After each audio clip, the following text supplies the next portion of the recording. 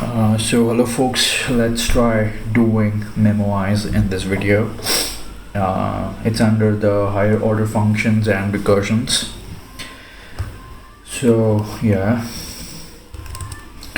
I've downloaded Memoize. So and also ls Memoize. Yeah. So I'm running. Okay, something is happening. So the feedback is working. Let's check that out.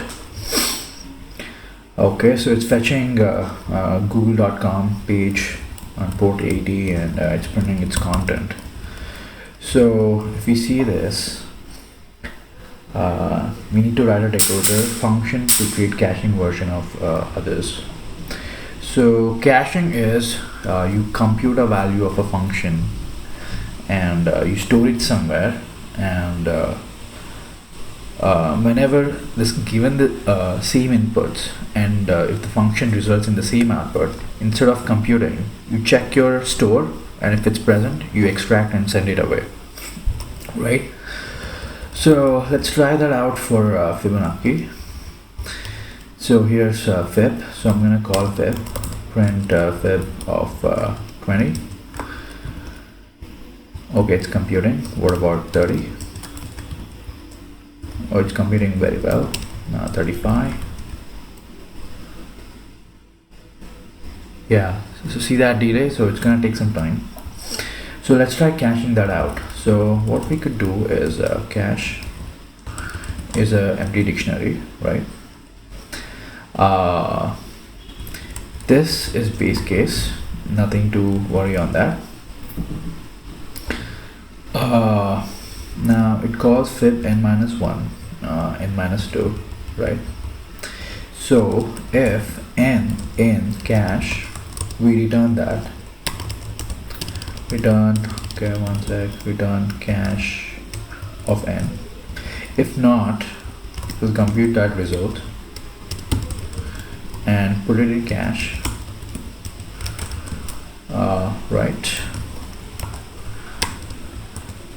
Right, and return the result. Let's try for 30. I'm just saving. Okay, it's pretty fast.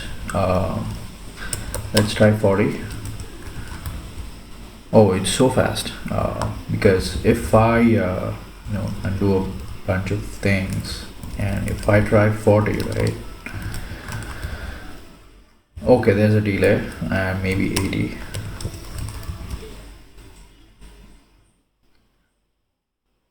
It's taking a while, so let me just okay, so I have to do it again. Cache this, and if n in cache,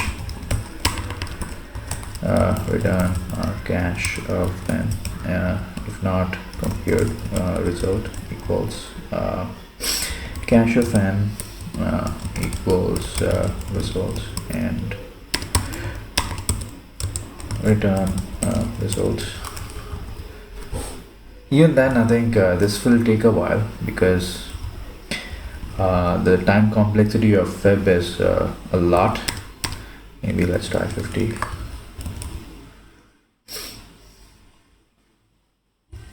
Or even maybe try 40, and it came. There's this weird behavior, I don't know. Python Memoize. Okay, it worked. 45. Okay, it worked. 80, no, not 80, maybe 55. Okay, it's working. 80. Okay, it's working. Why didn't this command work? Right, now if I change that to 1000. Okay, that's a lot. Okay, it's doing it. So let's see if it's fetching from cache. Print fetching from cache for n. We'll just make that as f string. Okay, so and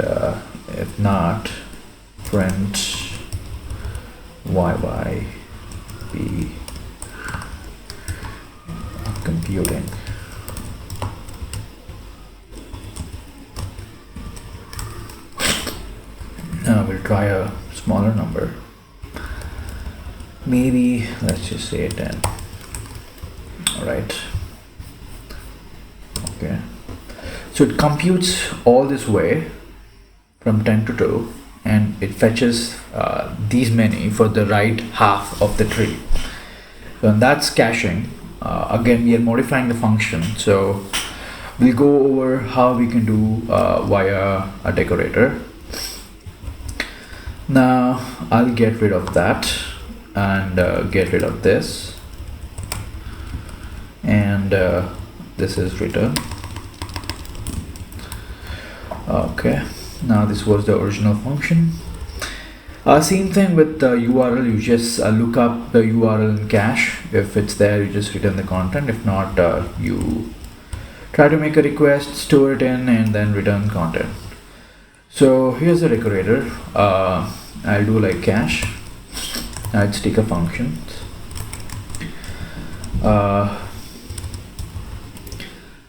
Now you can maintain a cache outside or inside, but if you maintain a cache, store inside, so it only applies for that specific wrapped thing. But I'll maintain a store outside, maybe like cache store. It's a dictionary, and here's a cache f, which takes a function. Now I'm just thinking, there's a wrapper. It takes the functions, okay, params. So here's only single params. I'm not going to go detail in like keyword arguments and multiple arguments. It's just maybe param. Now it checks if param inside the cache store. If it's in, it's return that cache store of that param, and if not, it computes the result of that function given the param and stores into cache store of param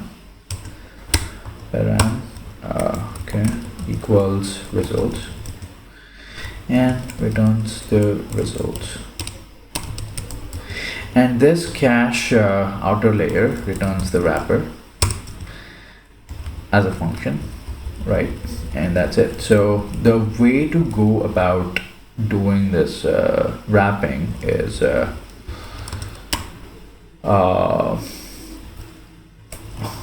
cache fib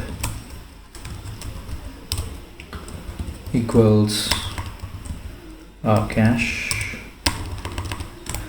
f, no, sorry, fib. So it caches this, but when it calls this, this will still look up the original Fibonacci. So what we do is rewrite that. Now let's just try fib 10.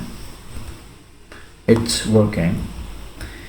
Now we may alter something like print fetching f string, fetching from cache for param, right? If not, computing this, computing for param.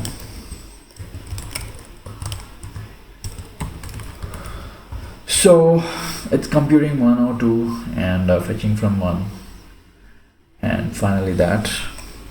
So that's essentially caching. So Python offers something. You don't have to do this. All you have to do is cache, and that's it. So let me just try this one more time so you can see it's cached. Now it's not, right? And I'm gonna cache the, let me move this function below. I will cache this, and I will call this multiple times Fibonacci, sorry, fetch yy, so I'll just call this 3 times and comment it out. So it's computing, or whatever you call it. So it fetches the result, and the later calls it gets from the cache, and that's it for the video, and thank you for watching.